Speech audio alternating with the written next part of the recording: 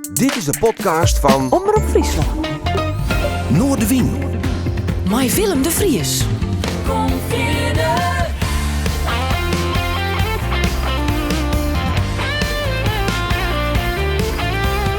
Alles wat te speelt. Omroep Friesland.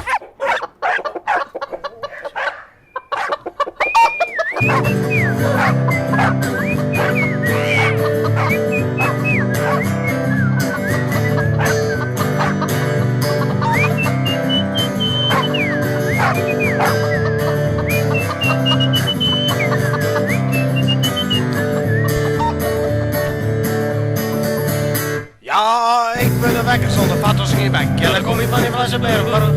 Het stok aan een keer de broek vol stront. Ja, dan kom je van die Vlassenbergbrug. En die flessen van een liter, maar ik mag hem soldaat.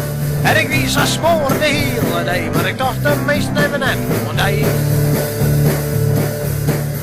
Ja, er zit bloed op de björn en gaat niet plafond. Ja, dan kom je van die Vlassenbergbrug.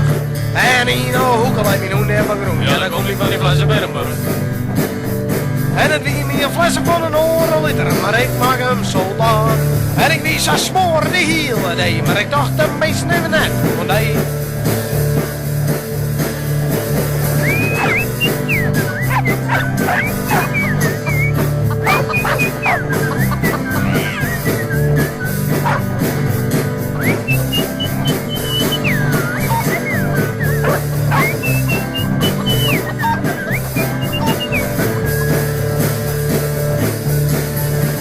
Ik had de pink van les en mijn inrapperie. Ja, daar kom ik van die Vlassenbergbrug.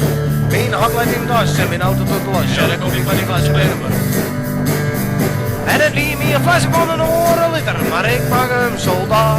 En ik wie zo smoor de hele dag, maar ik dacht de meesten hebben net van die.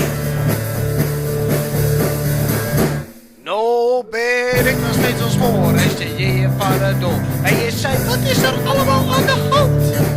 Het stinkt die zo naar stront en de hond ligt op de grond. En je hok stond gisteravond in de brand. En ik zei, vanken! Vanken! Het wie meer flessen van een liter, maar ik pak hem soldaat. En ik wie zo smoor de hele dag, maar ik dacht de meesten nemen net van die. Van die.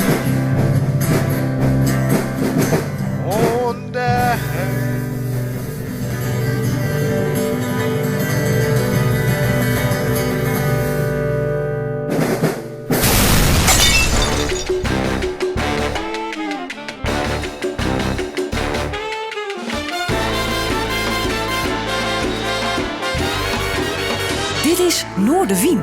Goeie en welkom bij Noordwien. We zitten weer in het café van Omroep Friesland. Joert mij een bijzondere gast. Dit komende zaterdag met zijn muzikale maten weer het heerlijke, nou ja, heerlijkste. Daar komen we nou wel even door het gesprek een feestje hoort. Namelijk het Hoenekop Festival. Ik ga door. Dus jongen, Emiel Stoffers, mooi dat je er best welkom. Ja, dankjewel joh. Hoe is het? Nou, best. Ja, we rommelen mooi verder. Drok? Ja, altijd. Hè? Ja, altijd druk. Zeker naar zo'n festival, denk ik. Hè? Ja, nou ja, gelukkig Hoenekop Festival doen we al eerder op deze manier. Dus het is wel wat gesneden koek, zeg maar. Hè? Maar En dan gewoon de draaiboeken uit de kast? Of? ja, en het ben eigenlijk altijd dezelfde qua crew. Hè? Dus iedereen weet nou ongeveer wel wat er gebeuren gaat. Dus, maar ja, het vergt altijd wel wat voorbereidingen. Nou ja, en het is er even net best. Nou, het is eigenlijk... We hadden eigenlijk geen hier oerslijm, maar verleden jaar toen hadden we geen Hoenekop Festival naam. En dat hier echt mij die QR-codes en zat te meidje. Dat ik, ja, wie voor u is heel... dat wie voor u is nou... Ja, ik vond het heel nieuw vooral. Of tenminste, ja, dat viel er net goed. Dus ik zei, nou, dan boekt u naar huis en dan nemen we het geen Hoenekop Festival. En, maar dat weer wat de boeken vanzelfs. Hè. En dan, toen we los konden, ja, dan kun je wel los, wist je wel. Dus verleden jaar heet het geen Hoenekop Festival, maar het weer dus de Hoenekop in Iduna. En het kwam eigenlijk op hetzelfde uit. Het feest weer er net minder op, denk ik, hè? Nee. Nou ja, woonprutte mensen niet er net bij waren, omdat die hun net vaccineren laten wonen. En dat, nou, vind ik schande. Ja. Ja. Dubbel, hè? Ja. Ja. Ja, wonderlijk, want nou speelt het eigenlijk amper meer, hè? Wonderlijk hoe we in wat voor sfeer we zien eigenlijk. Ja, inderdaad, ja. En iedereen hier was zijn eigen ideeën bij, wist je? Ja, Dus, die discussie hoe net hoe, maar het, Nee, het is eigenlijk nog heel recent. Corona is er eigenlijk nog. ja. En het bijna iedereen krijgt het. 4 voor, hè? Ja, en iedereen krijgt het. Ik vond het vooral nu, we toen alles weer hier, toen hier iedereen het op een gegeven moment. Iedereen hier het. Maar wie verder geen weinig les van in het ziekenhuis of zo. Ja.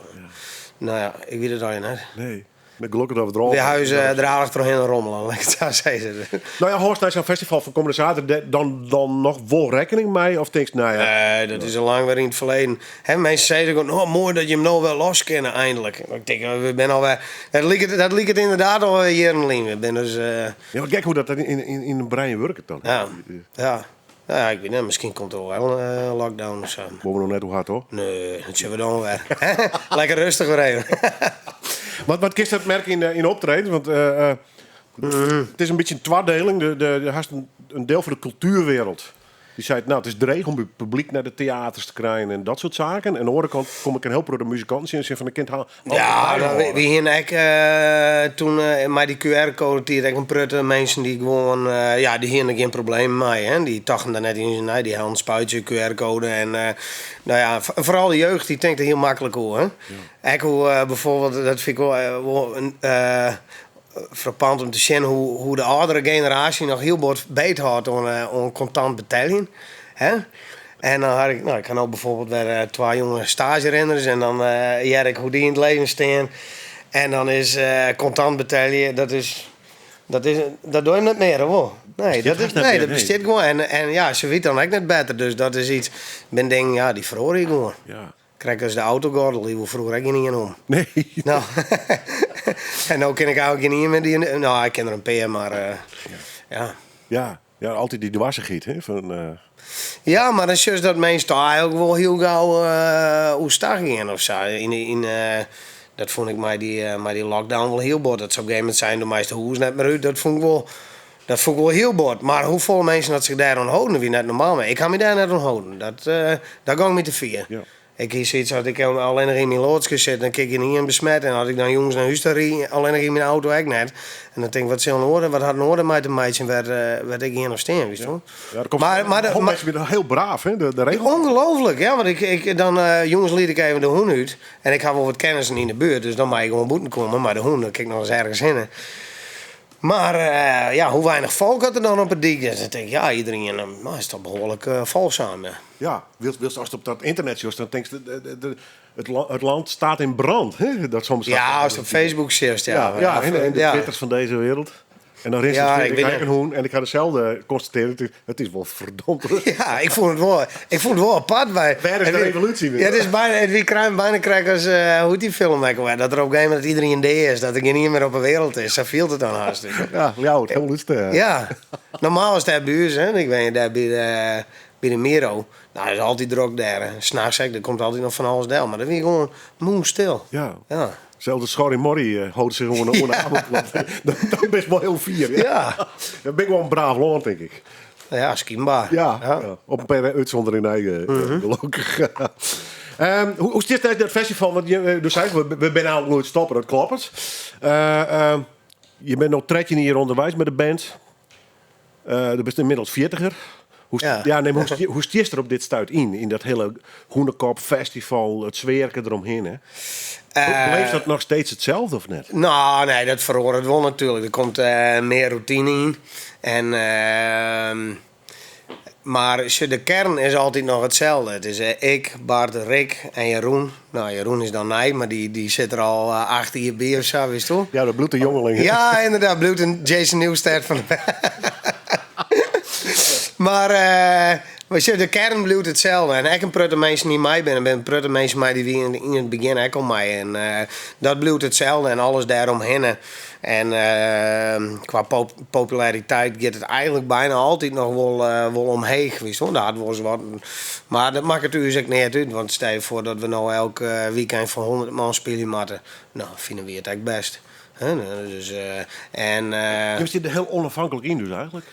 Net verslaafd door het succes? Nee. En we wonen eerst, of tenminste ik En de andere jongens, ik wil eerst nog wel de ambitie, vooral toen Jeroen erbij kwam, toen vond ik de muziek volle beter worden. We winnen met z'n treien, ik baat een reek volle strakker worden.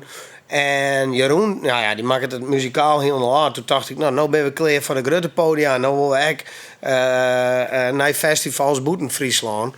En daar ben wij ook achtergekomen dat het eigenlijk heel lastig is. Dat Fries voor mensen boeten Friesland toch nog een denkje is van kind niet verstaan. Of, weet ik wel. Dus dat slagen toen het helemaal. En toen had ik zoiets van, nou, we hadden bezocht. En nou blijven we hier. En dan vind ik dat ook wel best. En dan krijgen we dus wel eens boekingen uit Brabant of en weet ik veel. En dan denk ik al, Harry Assen, wat naar je reden. En nou, ik vind, we maken nou muziek van Friesland. En het hoeft om me net verder als dat. Want Friesland is groot genoeg voor ons. Ja. Dat is een beetje deljong in dat opzicht. Ja, maar ook dat ik nou wel zeg dat het eigenlijk veel relaxter is om gewoon hier te blijven. En we kennen... Sowieso toen we begonnen spelen we echt 50 of 60 keer in het jaar, denk ik. Maar de hele band wel. Dat die eigenlijk elk weekend 2-3 keer voort of zo. Maar daar ben we vooral, Bart en Rick, die werken een volledige baan binnen. Die gaan graag naar concerten. En op een gegeven moment als er zoveel spelers, dan was het in het weekend, dan is niks anders, wist je. Dus we doen nu 20 of 24 grote concerten met z'n fjouwen. En voor de rest gaan Jeroen en ik met z'n beiden nog wel paard. Ja. En dat werkt het hartstikke mooi op deze manier. En dan is Friesland eigenlijk wel groot genoeg. He, zoals toen 60 keer per jaar in Friesland spelen, ja, dan zit iedereen die misschien wel 3 of 4 keer. En dan is het misschien wel overdaad. Nee, maar precies. Dan ben je altijd wel eens een keer in de buurt bij een dwarfsfeest of wat in ieder geval. Wat ik echt ongelooflijk vind, maar dat vind ik echt fantastisch.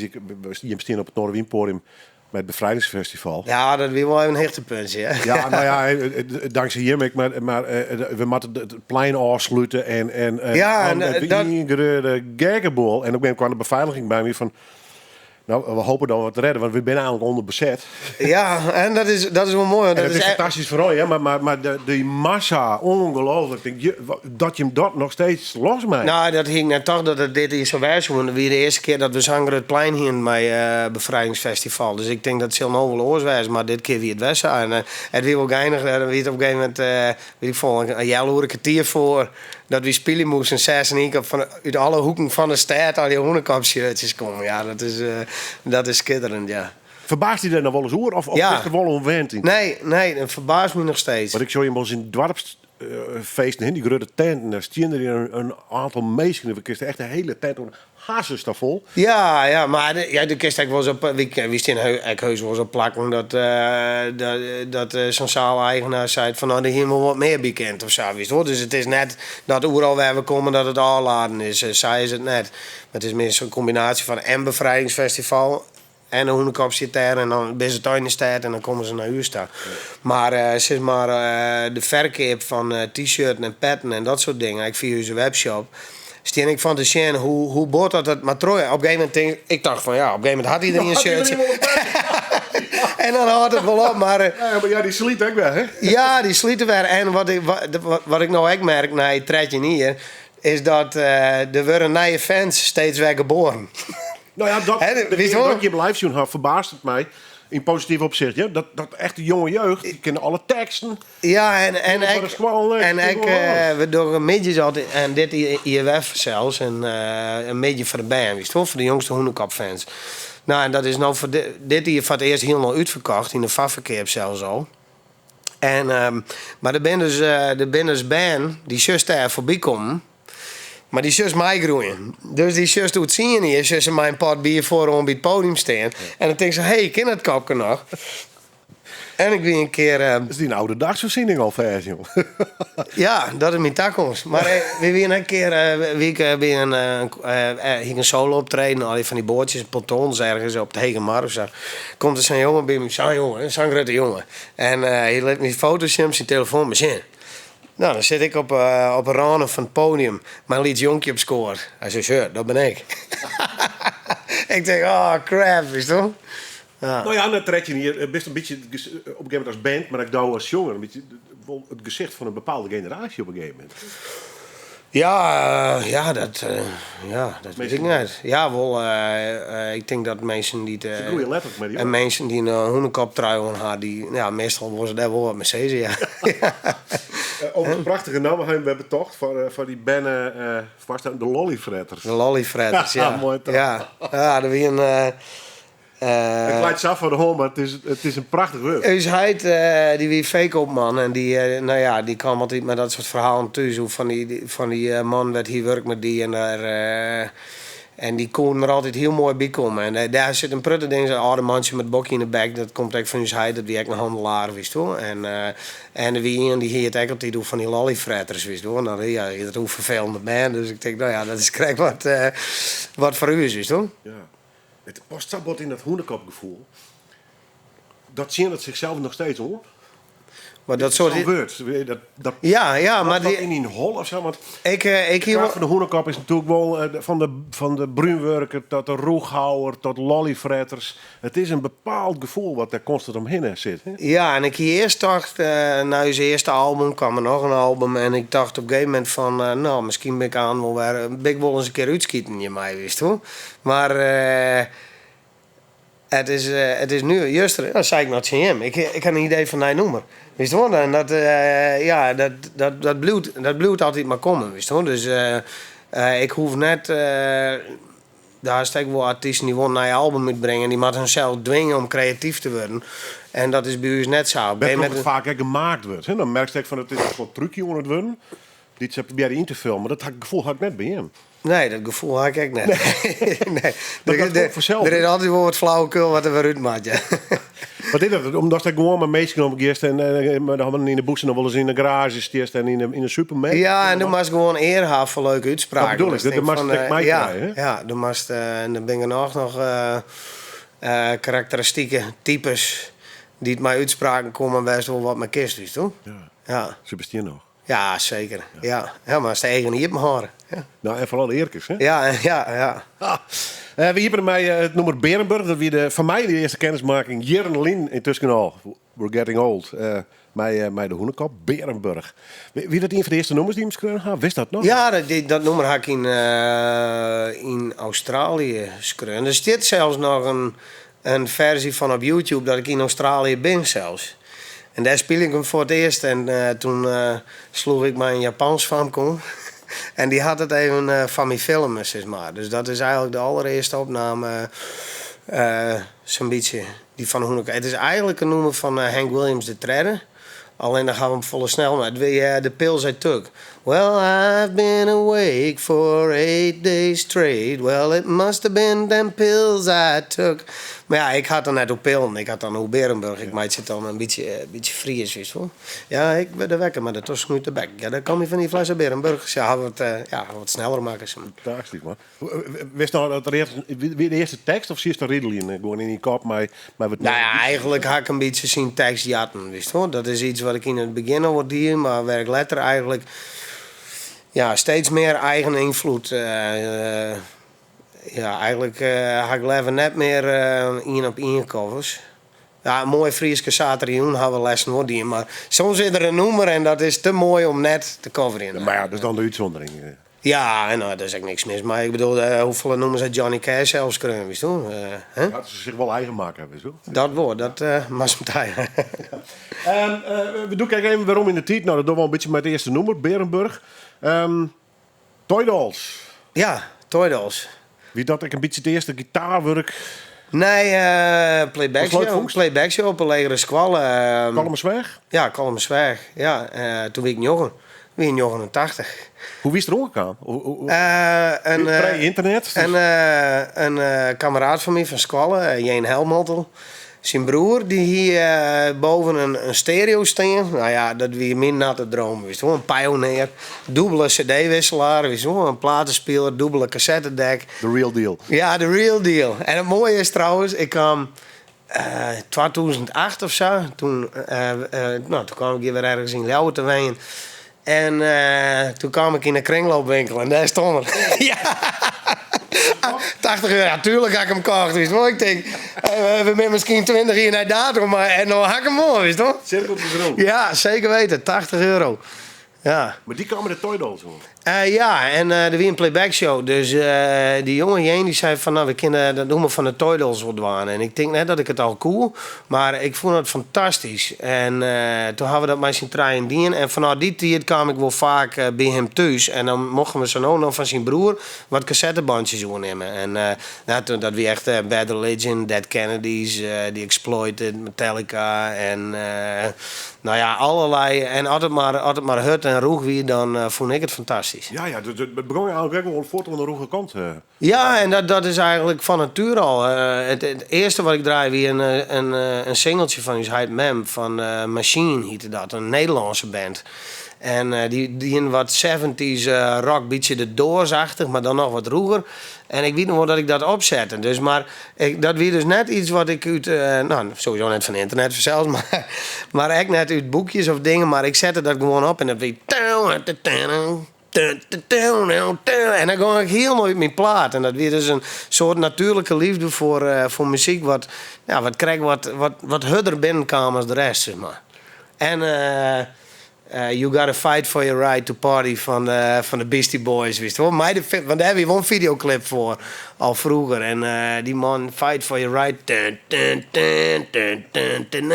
En nou ja, de Beastie Boys, het is ook een soort hoenekop, wist je wel. Hoe ze clipjes maken, hè, gewoon maar een heel komische inslag. En dus... Ja, dus dat vond ik al te gek. En toen de playback show in. En vanuit dat hier had ik in playback show Oeslijn. Wist je nog, was de Jim de Night niet? Ja, Metallica hadden we toen gedaan. En Guns N' Roses wel. En ja, gewoon van alles en nog wat. Ja. Welk nummer had je toen van de Toy Dolls? Spiders in the Dressing Room. I put on big Dr. Martin shoes. I battle with the spider that I want. Ja, Toy Dolls, Spiders in the Dressing Room. Ik zie dat helemaal voor me. Ja, ik weet niet hoe liedjes wierste, Emiel, maar... Ja, nou, heel iets. Want ik zei eigenlijk dat ik nog jonger ben dan dat ik oud. Dus waarschijnlijk ook wat draaien daarop. Koest je door de tekst horen net? Ja, ik ben altijd heel boord met teksten door West. Eigenlijk Engelse teksten. Dus ik wil wel... ik ken beter Engels dan dat ik in uw nieuwe hits. De tak op het driver die nog even.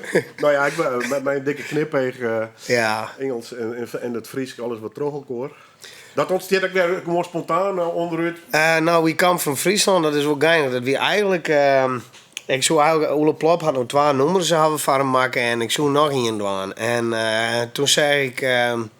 hoe heet ze? Ami Bibabi. Kist die? Nee. Nou, die komt uit Hogeveen of zoiets. En dat is een beetje een tokkie frommers. En die had een rapnummer maken in het Engels. Party till I die. With my chin up high. Fuck 'em all, fuck 'em by. Alleen ze rapt in het Engels. Alleen ze had een ongelooflijk Nederlands accent. Dus ja, iedereen op internet vindt het heerlijk om dat we hier voor te serveren. Maar dat noemen we in Amerika, zelfs door Chris Brown, wordt het deelt ze van... Look at this dumb bitch. Zo is het wel. Maar ik denk, hey, dat ken we echt. Ja. En misschien nog wel beter. Ja, misschien nog wel beter. Dus ik denk van, had ik nou zo'n soort noemen van Oelemeidje. En ik denk, dan moet er een Engelstalig noemer Oer-Friesland aan.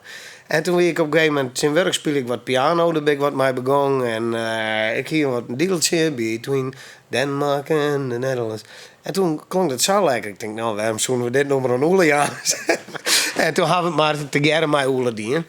En dus ja, zo ontstaat dan zo'n idee van... Eigenlijk van, we hopen dat mensen ons belachelijk in mij zien. Want... we houden wel van om uzelf ook wat belachelijk te maken. Daar heb ik geen probleem mee. Is dat net altijd de kracht van de Hoenkop, die relativeren? Dus hij stekt al ten opzichte van die optredens, ben wij ook heel onafhankelijk. Over van 100 maar en dat vind ik prima. Ja, nou dat vind ik soms nog wel leuker. We halen altijd gewoon dat we voor minder mensen stenen. Dan doen we altijd, dan krijgen we iets beter als best. Ja, ik was gewoon dat we één keer gewoon dat we binnen optreden weer en dat er maar 10 man weer of zo. Dat kan vaak komen. Maar dan wil ik wel dat die 10 man thuis komen en die horen dat ze nou ja, juist er wat mee maken dat we fucking uniek wist hoor. Daar geven we altijd voor. Maar om even weer om te komen op wie kant van Friesland. Toen ik met Frederik in Australië weer. Toen waren we er op een gegeven moment wat warrig van. En de eerste keer dat ik in Australië weer. Dan moesten ze altijd vragen: where do you come from? Nou, en dan zei ze eerst de Netherlands. Is toch? Of Holland of zo. Maar ik denk, ja, dat dekt de lading net. Ik viel me geen Nederlander of zo. Als ik daar ben, prutte Nederlanders, voel ik die weer in als ik. Maar ja. En toen op een gegeven moment, toen hingen we eens nog ervan. Dus dan zijn we gewoon Friesland. Where do you come from? Ja, Friesland. En dan weer het altijd Friesland. Where's that? Where's that? En dan zijn we altijd small country between Denmark and the Netherlands. En zo, dan zeggen ze altijd. En dan hier zo lui, en vooral lui die zeg maar topografisch wel goed opletten hebben bij aardrijkskunde, die zeggen dan: is it an island? No, it's attached to the Netherlands. En dan zeiden ze van: but is it part of the Netherlands? En dan zeiden we altijd: well, we're still working on it. Dus daar komt dat geintje eigenlijk bij, weet je wel? Ja, je hebt hier een bolle werpreis, toch? Hoe komt het eigenlijk? Canada, hè? Ja. Ja, dat moest wel. Het gaat terug? Ja, ja. Ik mag nog boeken. Ik mag Joert eigenlijk tickets boeken. Het zit er steeds bij in. Wat is de bedoeling? We hier dus een winactie van Hoenekop Monster Shot. Dan komen mensen een foto maken met die flessen. En, Monster Shot is hier mijn eigen drank, hè? ja, dat is uw drankje. En er komt Hoenekop likeur. Ja, dat leidt dus bij alle filialen van de Pooi. En we willen dat die verkoop wat stimuleren door zo'n actie op touw te zetten. En degene die een foto hier met Monster Shot met de meeste likes, die kon dus een huiskamer optreden winnen. En dan weer een Frank uit Canada. Die stond bij die fles. Ik denk, oh crap, het zult dan net weer. En maar zie je net zo vol likes. Maar dan komt Oele Plop, die deelt niet een keer die foto. Van meestal like die foto even. Ze even op kosten jij. Nou, hier ben je alle 400 likes erbij. En maar toen dacht ik van, wie is het wat, jongen. Ik ging gewoon naar Canada, ik kan me dat skillen. Hè? Dan boek ik gewoon een ticket en ik daar een weekje heen en ben we er even uit nog. Ja, even maar ja, toen Bart en Rick, Jeroen, die woonden ik wel graag mee. Dus nu geven we mij zien fjouweren. En daar ga ik een Facebook post van maken van is er nog meer in de regio? Ja, wat ik al ben, hè? En echt ongelooflijk volle berichten uit Ontario. Nou, dat vanken, dat zit daar. Wat voor is het? Ze komt uit Noord-Burgum en het blijkt nou eigenlijk dat ze daar net wennet. Maar ze is daar op reis. Dus we hier nou ook wel wat je kent dat ze thuis weer, maar het plan is er nou al. Dus maar dan mogen we dus ook in de winter heen. Dus dat is net echt mooi waar daar, maar dat kunnen ze net zo vol schillen. Maar nu hebben we het sabbatocht. We hebben prutte berichten uit Ontario en uit Alberta. Alberta is echt een beetje het Friesland van Canada, zeggen ze dan. Zoveel Friesen zitten daar. Maar we denken dat wij een peer op dus bij haar. En ze werken op een boerenplaats daar. Dus ze maakt zijn garage leeg en dan geven we mij de band spelen. En ik denk dat we daar misschien een peerplakjes onderdoen. Maar dan willen we met een camper eigenlijk eerst naar het oosten. Daar heb ik een paar reacties aan. Maar dan heb ik gelijk even een leuke roadtrip met z'n allen. Dus dan kunnen we onderwijs nog wat zien. Dit is een soort bedrijfsuitje, jongen. Ja, dat is het eigenlijk. Ja, zo mag het zien. Ja. En, maar we willen in Alberta, omdat er zo volle Friesen zitten, omdat we daar zoveel reacties bij hebben, willen we daar nog eens een keer weer omkomen. En misschien de tijd nemen om een groot festival op te zetten voor Friesen. Dat zei ik uit alle hoeken van het land. Wij komen kennen. En eigenlijk willen we zien dat we daar een gigantisch festival deel zetten kennen. Een soort Woodstock. Ja, en dat roept een beetje naar we hebben ooit de Friesenreunie gehad, hè? Rond het jaar 2000. Is dat zo? Ja, dat was gigantisch. En Waar weer het dan? heel Friesland. Ze alle emigranten en mensen met Friese roots oproepen om weer om te komen. Oh, oké. Een enorme happening was. Ja. En daar doet het meer wel wat te tekenen, maar dan daar. Dus. Ja. Ja. Wauw. Ja, en we krijgen ook aardig wat berichten uit Texas wij. Texas. Dus het lijkt ons wel mooi om zeg maar daar in Alberta, om Edmonton heen ergens, om daar zeg maar een heel groot festival op te zetten. En dan gaan we natuurlijk, als we daar aan zijn heen gaan in maart, kunnen we daar natuurlijk wat contacten op doen in Canada. Wist je, dat helpt echt altijd wel. Maar dan moet er iets groots georganiseerd worden. Maar dan zou het wel mooi zijn dat we dat hoorn hadden. Dat we dan misschien al mooi zo'n afzakje kennen naar Texas. Wist je, en onderwijs dan per. En dan echt een leuk toerke de formaties. Dat is een heel avontuur, joh. Dat mag me wel berekenen. Ja, al leuk, man. Ja. Nou, dat is wel eens vaker op reis geweest. Eigenlijk is het heel moeilijk op verhaal in Holle. Eigenlijk een beetje op reis ooit ontvangen was. Ja, in Australië. Ja. En weet je, mij Freek de Zwetser, wist ik nog een paar weet. Ja. Ik dacht wel een mooi avontuur. Zeker weten, ja. Ja. We gaan weer even muziek draaien. En ik dacht, we blikken toch nog een beetje uit Friesland. Of een beetje waarom. Maar ik dacht, misschien kunnen we deze. Maar hoe is het te krijgen hoor. Wij kwamen van Friesland. Ik denk dat we die eerst maar even draaien. Draaien we straks nog even. Een goed idee. De romberofte skiertnis van de Hoenekappie. Joert, Emiel, de gast is de jonger van de Hoenekap. Maar dit is hem. Het likeurtje en het drankje en oerloplop. Goed in beeld, hè? Between Denmark and the Netherlands is a country so magnificent. With thousands of years of history, but to the world we are a mystery. So we are going to tell the world all the people of Friesland. De Hoenekap, wij kwamen van Friesland. Emiel, jonger is Joert te gast in deze 1 op 1. Onleiding is natuurlijk het Hoenekap Festival wat dit weekend weer plakfinancieel in Drachten. Het is al stief uitverkocht. Maar mooi om er eens even bij te kletsen over het verliezen, het heden en over de toekomst. Ooit begonnen als trio. Win je al maten van elkaar eigenlijk? Ja, we komen allemaal al jaren. Ja, Jaren. Ja. Uit de muziekwereld? Ja, echt uit de muziek. Bart ziet ooit in Spirit 84. En ik Toffe speel band toen... trouwens. Ja, ja, zeker. En ik speel in DY66, dat wie een punkband. En nou ja, dat wie echt een scene. Dat had je werk net zo vol meer. Dat een heel prettige band en hier onderling heb ik altijd contact. En die organiseren samen concerten en dat soort dingen. En dus daar ken ik dan Bart van.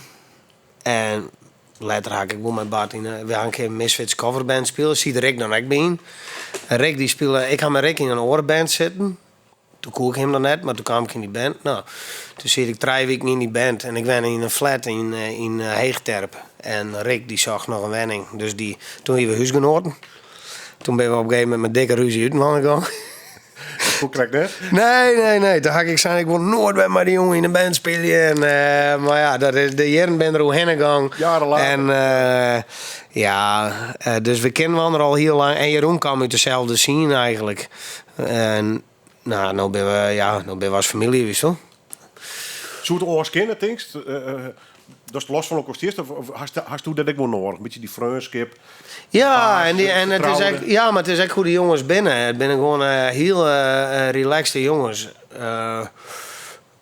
Ja, ik weet net hoe ik dat uitlezen, maar. Wat is die er in dat opzicht? Wil wij wat oorzien? Doe hast die bestendig voor maken? Ja, en dat. Ik ben gewoon trok ook bij hun verste baan. Hè? Ja, en dat werkt het al heel perfect. En Bart, die had er nog een band bij sinds de coronatijd. Band Out of Shape. Die bassist gang eruit, daar zit Rick nou in. Dus de hele band zit eigenlijk in wat oors. En nou ja, soms heb je bepaalde datums, dan willen we optreden. Maar dan hebben maar die band ergens wat oors staan. Maar ja, dat is nog zo, wist je? Dus ja. Dat hoor ik wel. Ja. Dus die hebben heel relaxed in, hè. Dus dat werkt het al heel gewoon. Nou ja, en ik denk als er alleen in Friesland optreedt en master bij wie spreekt met jou man van leven, dan wordt de druk ik wel heel erg heeg, hè? Dan mat het ik volle meer. Ja, dat zou wel lastig worden. Ja, maar het is eigenlijk hoe het leeft. Ja. Hoe Ja, leeft dat het? is een wissel eigenlijk op een vreugdskip gaan op zijn band natuurlijk. Hè? Ja, maar we hebben ook nooit gedonder om geld. Nee. Nee, dat is eigenlijk altijd wel goed. En dat is maar krek, jongens krijgen per optreden betellen. En hoe beter het meer aangeeft, hoe beter het hun aangeeft, wist je. Dus het is nou extra... sinds die single We Come From Friesland... hebben we een keer volle meer merchandise verkeerd. Die drank hebben we erbij en dat smiet ik op. Nou, en dan ben ik zaten we dan naar Amerika gaan, of naar Canada. Dan betaal ik al die tickets en dit en dat, wist wel. Dus, in tijden dat het slecht ging, wil hun ook wel wat wetter bij de wind kwam. Maar dat is al in goed vertrouwen. Toch fantastisch dat je met zo'n machine hand voelt. Ja, maar als je just bij een prutterband, dat is heel stom. Dus just een heel prutterband. Ik ga een prutterbiografie lezen van bijvoorbeeld Kiss of zo en dat soort bands. Als er niks geen yield is, er is niks te fretten en alles met op haren en snaren, gaat het al je goed. En zodra er in één keer prutte yield is, krijg je ruzie. Dat is toch eigenlijk... Ja. Ja, dat is heel nuver. Ja, hoe beter het gaat, hoe moeilijker vaak. Hoe moeilijker het wordt. Ja, want dan wil iedereen meer. En dan krijg je toch de nachtmerrie die, nou, bijvoorbeeld Aerosmith, dat je in 4 verschillende auto's, Oh, na een concert. 4 verschillende kleedkamers. Ja. Ik hoor zelfs het podium amper jongens. Ja, nee, dat hebben we gelukkig niet. En Zoest dat kennen? nee, ik denk het net. En wat echt uniek is, denk ik gewoon een hoenekop. Of dat weet ik net, maar ik heb wel van horen bands. Natuurlijk houden we wel eens wat gedonder ergens omhoog, maar dat wordt uitpraten. Maar Je bent meeskind, toch? we gaan nooit beleefd, ik ga nog nooit één keer beleefd, dat er een chagrijnige kop in de bus zit. Er is nog nooit iemand in die bus stapt van, nou jongens, hè? Dat je best wel kennen. Dat mag ik wel, maar het is nooit gebeurd. Iedereen komt altijd in goed zin aan. En we gaan maar goed zin weer naar huis. Dus dat hoop ik nog heel lang beter horen. Ja, Wat is dat? Gewoon eerlijk wijzen naar elkaar? Op tijd, ik denk, signaleren. ja ik weet net Het gewoon. bloed meestal wordt natuurlijk. Ik weet net mannen goed kennen. Ja. Ja. Dan treed je hier. Ja. Mooie paard, man. Ja, maar ik ken hem wel nog even zien. Ik denk dat ik Bart ken van ons zo'n jongen of zoiets. Dus Ja, hoe mooi lang is type. dat? 24, 34 jaar, hoe lang is dat? Kom maar op, weer af. Ik ken hem al honderden hier. Je bent wel hartstikke jong, maar best wel bezig met een leeftijd. In welke fase van die leven? Ja, zeker. Best En je getrouwd, best ex-settled voor een groot deel. ja, Had je eigen hoesje, had je hoentjes wat. ik ben wel, ik vind ouder worden wel chill. Waarom? Het wordt hier alweer wat. Alles komt hier en ik ga gelukkig. Rustiger in de kop. Ja, en gelukkig ga ik dat ik fysiek ga ik nergens les van, weet je wel. Dus ik ken alles en dus Jongen. ja, dus het ouder worden ga ik geen les van. Ik ken eigenlijk nog een Joentje Troszaken zonder dat ik het kaartjes krijg en dus Wat is het merk als jongens thuis komt naar een optreden? Want Jim gooit altijd volle bak de zaal in. ja, Best wel sloopt of net? nou, na het optreden wel. En Ik kan even naar zitten natuurlijk. ja, nice zitten, maar ik ga wel wat wel. Nou ja, dat beziekje wat te voorkomen. Maar vaak wil na een optreden mensen graag met me op een foto of handtekeningen. En dan is het hey Emiel. Maar dan na een optreden, ja, dat is wel een oorloere topspot vaak. En dan moet ik wel even bekomen.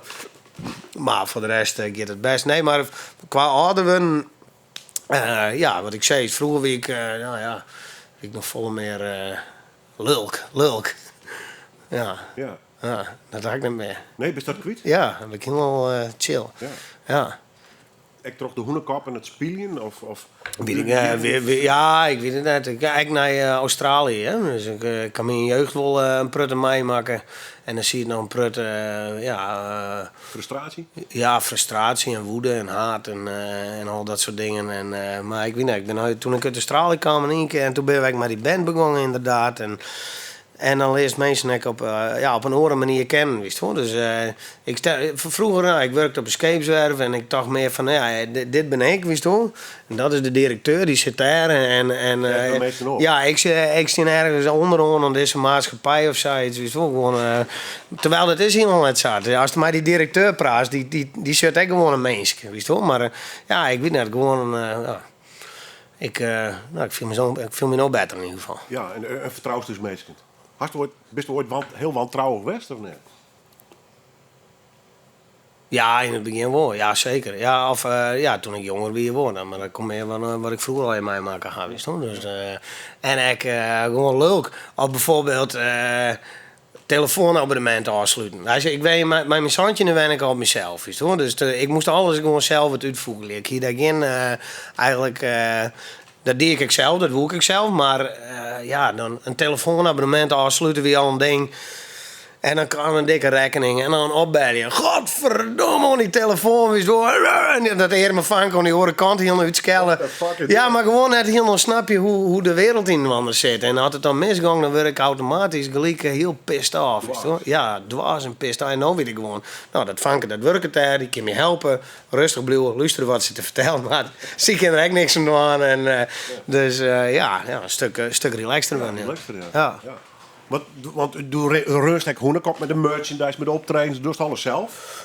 Ja, zo'n beetje wel, ja. Hij moet, nee, volgens mij doet een manager of een... Nee, maar dat ken ik net. Ik denk net dat er iemand weer die de Hoenekop manager kon. Daar ben ik dan wat eigenlijk iets voor, denk ik. En Tamme Oosterhof, die had het even bezocht. Maar dat werkte net en het leidde net aan hem, dat leidde om mij. En toen had ik dus bedacht van want op een gegeven moment ging het financieel steeds beter met de Hoenekop. En toen zeiden ze op een gegeven moment, Miel, doe is net alles zwart man. Hoezo? Dat wist ik net. Dus, in heel Friesland hingen grote posters. Huh? Ja, en toen ben ik voor mezelf begonnen in een eenmanszaak. En de jongens op een leenlijst. Die jongens, Bart en ik, wien blij, want ik nou hoeven we niks meer te regelen. He? En nou, ik wie blij, want voor mij begon heel mijn leven eigenlijk. Want ik wie gewoon scheepsbouwer. Wat ik een hartstikke mooi beroep vond en waarvan ik dacht dat ik het misschien voor de rest van mijn leven doen zou. Maar... Vond je dat leuk om in die business met contracten, belasting? Nou, dat is de. Het is wel een bedrijf, weet ik wat. Ja, maar dat is de keerzijde eraan. En dat is nog heel. En dat weet mijn stage erin en zeg worden dat ik achter de computer zit om contracten op te stellen en facturen nu draaien en dit en dit dat. Ik doe het al jaren, omdat het erbij had. Geen feestdag. Nee. En ik wist net dat ik het cool, hè, want ze hadden me op squallen dat soort dingen. Ik bezocht te leren, maar dat woon net. Welke squallen is die eigenlijk? Ik had eerst MAVO die had ik hellen. En daarna ben ik eigenlijk, woon ze mee aan het studeren. Eerst woonden ze mee naar een HBO, avondopleiding of zoiets, helemaal alleenig. Weet je wel? En ik zie het daar en ik koer daar in. En nou ja, beziek je een van Santje hier. Maar zo'n leren te krijgen in een omgeving waar het gewoon helemaal net op zijn plak is. En dikke boeken, drege stof, HBO, weet je wel, dat koer ik helemaal net. Dat weet niks van mij. En ik snap nog net hoe ze me daarin... Ja, ik weet net. Het wie krijg of er weer alle volwassenen om me heen en mijn oren dingen doen. En schoten ze me maar een kant op. En nou ja, toen uiteindelijk ben ik analist op laboratoriumonderwijs. Wijst dingen op een 1000ste gram afwegen maar. Dat is gewoon niks voor mij. Ik snap net. Witte jas horen. Ja, zo'n witte labjas, al je heavy metal. Dat vond ik wel mooi, wat ik dus wel weer die had te leren voor het weer van alles binnen gooien. En dan ze nou nog eens dus wie pleuren gewoon dat soort dingen. Ja. Dan had ik een hier officieel, maar ik denk dat ik een jaar hierheen was. En op een gegeven moment ging ik gewoon niet meer. Want toen ben ik al op mezelf. En ik was de enige in de klas die op zichzelf waren. Dus ja, het feest wie bij mij thuis op zijn kamer hoor. Dus, en toen had ik eigenlijk een beetje een potje ervan maken. Maar toen ben ik op eigen initiatief naar een reclamecampagne gang van de scheepsbouw. En mijn touringcar naar Scheepswerf Hallingen. In Hallingen. Daar is het net. Nee, dat is de FSW, Frisian Shipyard. En toen ik dat zei, toen dacht ik van, dit wil ik wel bezieken. En vanaf dat moment moest ik, voor een kwartier op de bus stappen. Mjaans, zo'n uur beginnen, 4 uur klaar. En dat was voor mij ideaal, want ik had weinig zelfdiscipline. Maar die zei van, de om jou zo'n daar was, dan wie ik er wel. Afspraak is afspraak. En ik vond het volle mooi. Ze zetten me gelijk aan het werk, wist hoor. Gewoon dingen doen. En wat het geinige is, nou ben ik het gezicht van een reclamecampagne. Voor de scheepsbouwer, er komt aan boord campagne, er komt aan en aan een televisieprogramma. We maken hoe de scheepsbouw eigenlijk. Dus nou de cirkel helemaal weer om. Hoe vies dat? Je bent toch een bekende Fries. Nou, ik weet het net. Ik ken niet om te stellen dat het niet net volle site. Maar ik riep wel eens, ik zocht die op de beurs en ik dacht, dat is moeilijk. Ik had we thuis blijven en dit. Ja, ik vind het prachtig. Maar hoe ervaart dat zo? Ja, soms dan snap ik net hoe ik hier gewoon inroegelen ben, wist je wel. Het is gewoon, op een gegeven moment dan had ze me kende kop en dan was die hier wel bij haar. De hoenekop, hè? Dus dan, ja, en dan, ik vind het wel soms, dan verbaas ik mezelf nog hoe van, ja, hoe ben je nou weer in roegelen, weet je wel? Hoe ben je nou weer of toen maar die film, toen ik bij Boer Frans een bed lag in het dak. Ik denk, ja, hoe ben je nou weer kalm, weet je wel? Dus, Wat is er gebeurd? ja, het is gewoon een hele vreemde oninschakeling van gebeurtenissen, maar ja, ik geniet er wel van, ja. Ja, lekker man. Ja. Zit je te mijmeren door de toekomst of just het verloop? Nee, ik leef altijd, ik zie net veel niet vooruit. Het leven bij de dij en hoogstens een jaar. Ja, en we hadden, ik en Margje, mijn vrouw, we hadden één doel voor eigen. En dat is, we wonen als, we zijn druk aan het sparen voor een keer een mooi huisje met een stukje land eromheen en wat beestjes erop. En dan in de woorden of net? nou, ja, graag. absoluut. Graag, maar ja, toen moest ik zien van Margje werkt in Pietersbierum.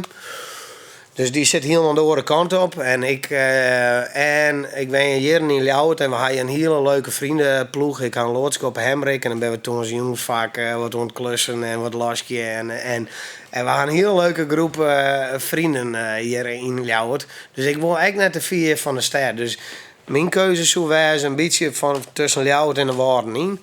Maar ja, we gewoon in een straal om Ljouwert heen of zo. Maar het plakje moet mooi wijzen, weet je toch? Gewoon, het moet vrij wijzen. Er moet wat beesten, maar we daar horen kunnen. En, Hoe is het met de honden trouwens? best, ja. Ja, Bouke het oor. Ja? Ja. Weet je wat nukkig of net? Nee, ja, nukkig is er altijd nog best. Bij vlagen, hè. Maar nee, het is hartstikke leer van net. Hè? Nee, maar het is... Het je begint te tellen. Ja, en dat vind ik wel eens, dat ik denk, oh, nou ja, shit, jij de beest nu, neem eens wie dat er deeg is en dan maak ik hem jongens en dan maken we nou even naar boeten en dan zeg ik, kom jongen, wees het gewoon dan, ik denk, crap, dat is ik net lang meer, maar een heel groot gat graven. Ja, jij erbij, hè? Ja, maar daar hing het wel om, voor de beesten. Ja, dat wel. Maar ja, Jet de Big, ik bedoel, dat zei ik altijd iets in de jongens voor de gein. Ik zei van, er komt aan die, dan is het helemaal een andere kisten heen te snatteren. Ja, dat is net lang in heen blijven, want ja, dat was verder is toen. Ja, en je loopt best nog hartstikke jong. Leef het helemaal op horen. Even, Stier, is dat nog helemaal clear, de film? Zou het nou lieket? Weet ik niet hoe ik praten met maar ik doe het gewoon. Maar zou het nou lieket hetzelfde maar hard naar je televisie komen. Maar bioscopen, de on-demand, dat is nog... hier wordt online nog steeds altijd streamed wel. Net heel bord, maar we maken er eigenlijk net zoveel reclame voor. Dat zo'n woord was, maar dat er bij inschatten Zo lessen. we op die film. Het is natuurlijk een geweldige stunt geweest. Je mag een pro aandacht krijgen. Ja, dat wie een gestoord oorlier, dat wie net normaal met, dat wie echt... Maar dat was een beetje afsluiten ook. Nou, zoals ik zei, je komt op televisie. We verkeerden nog altijd wel wat dvd's. En ja, dus ja, ik denk misschien dat er aan ook wel gratis op YouTube komt. Of zoiets. En dan, maar ja, die film die blijft bestaan, hè. Dat is wel, nou ja, die film heet Stier. Nou, Tijger van der Meer is er al niet meer. Er is nog een figurant die zijn Tommy van Doornspeek is een 2-3 maanden gang. En zo gaat het aan zijn verder. Totdat er geen meer is. Maar die film is er nog wel. Dat vind ik het mooie erom. Nou ja, hoe 2-3 keer naar deel 2 met andere sterren. Ja, of met de... nieuwe generatie. Ja, met de nieuwe generatie, ja. Het zou kennen. Ja, mooi man. Festival komt er gewoon uitverkocht. Op reis, vind je er nog plannen? Ja, we zijn nu eigenlijk al dwaan om Hoenekop Festival oren hier wat groter op te zetten. Een XXL-lijst. Ja, want we gaan nu zoveel mail, gewoon zoveel berichten van fans. Echt wel fans die je goed kennen. En waarvan ik weet dat ze er elke keer bij binnen en die hebben ook geen kaart. Ja, dat vind ik gewoon zo schande. En het maakt nou gewoon groter. We wonen het altijd al groter. De ene keer kon we geen locatie krijgen. En toen kwam corona erin. Dus elke keer redden we wat. En dit hier, 2023, maakt het gewoon even dat we gewoon een grotere locatie. En we zijn er nog met douane. Mijn vergunningen onvrij. We hopen op de airstrip in Drachten. Maar er zit een stichting op vast. En die moet er ook vergaderen. Maar Komt nog wel dus. hopelijk wel, ja. En opvolger van Monsterachtig, ga je dat al in de hol of niet? Het album. Ja. Ja, we gaan nog in principe aardig wat singles. Hè. We gaan mooi Frieske Satrion. We gaan een vrouw in de brand. En ik maak je die idee, noem eens van de film. Nou, we hadden nog een op zich, ik weet niet eens wel. We Come From Friesland zelfs. Daar had ik nog iets van 12 of 13 of 14 of 15 of wel 20 ideeën lezen. Hele noemers, refreintjes, coupletten en nou nog mooi noemen een stimmer. En enkel dingen die wel clear binnen. Dus, maar ik ben bang omdat ik nou mijn zoveel oren dingen doen ben. En dat merk ik gewoon dat er komt een televisieprogramma, er is nog een reclamecampagne, we zijn met die drank doen en dit en dat. Dat het noemerscruwende dus eigenlijk werd het eigenlijk al hier omdraaid. Dat zit er nog wat bij in. Dus eigenlijk moet ik ergens, we moeten nog naar Canada. En daar ben ik dingen voor regelen worden. Maar eigenlijk moet ik even zien dat ik ergens de tijd vind om mezelf 2 weken op te sluiten. En dan poep ik er wel even een album uit. Dat moet kennen. Jasper Gil, treffen voor Colbert. Morris de Wierst, Emiel van de Hoenekop. Een heel soort plezier met het festival. Nou ja, volle bak, dus daar hoeven we net doorheen te zitten. De sfeer zal ik wel goed wijzen. Dit keer komt Bram weer of net? Ja, zeker. Ja, gewoon Bram en de letters. Nou, de Hoenekop zelf. Ja, en waar zit er nog meer? Beeldstar. En dat is een band van het beeld. Oh ja? Ja. En die jongens maatje gewoon, echt een beetje rock'n'roll, een beetje Motley Crue-stijlachtig. Maar ze spelen ook aardig wat covers. En ik denk dat ze dat een beetje opmixen op het Hoenekop Festival. Hebben we daarna nog DJ Frederik de Zwetter. Die zal even wat plaatjes draaien. We doen zelf een lange set. Oele Plop zit in de set. Dus dat wordt een leuk jongetje. Treedt Oele Plop live op dus? Ja, zeker. Ja. Ik moet hem wel zijn helpen met de tekst. Maar ik heb wel een groot talent. Hoor. Ja. Heel belangrijk. Ja. Die mag in de top 100 maar weer eens niet stemmen. Nou, dan kom je. Ja, je zit elke keer in de top 100, hè? Ja. Morris de Wierst, dank u wel. We draaien nog een nummer. Ik maak je die ideeën. Ik maak die net neer, dus ik maak je die idee. Ik maak je die idee, meneer. Ik voel je eerst wel een beste vent, maar nou bist al aan de beer. Ik maak je net meer, dus ik maak je die idee. Ik maak je die idee, meneer. Ik voel je eerst wel een beste vent, maar nou bist al aan de beer. De beer staat een pokje van mijn handenjakje en ik denk de hele dag om die. Ik zit hier op een hakken en ik krijg die wel te pakken. Krijg nog even en doe beest van mij. Dat is mijn nobel streven, die beroven van het leven, omdat u dat net burg best. En op die manier doe ik de brood en plezier, het zeker dat het die je niet mist.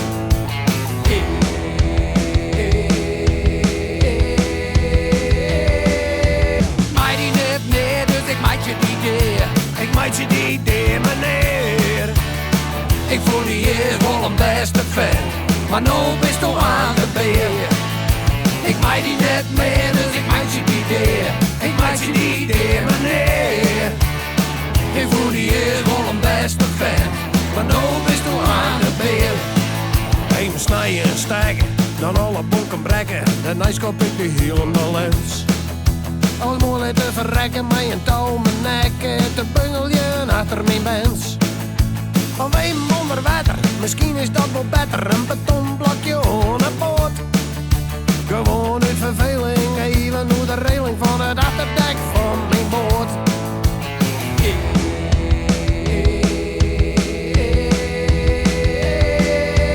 Maak die net meer, dus ik maak je die idee. Ik maak je die idee, meneer. Ik voel je eerst wel een beste vent, maar nou bist du aan de beer.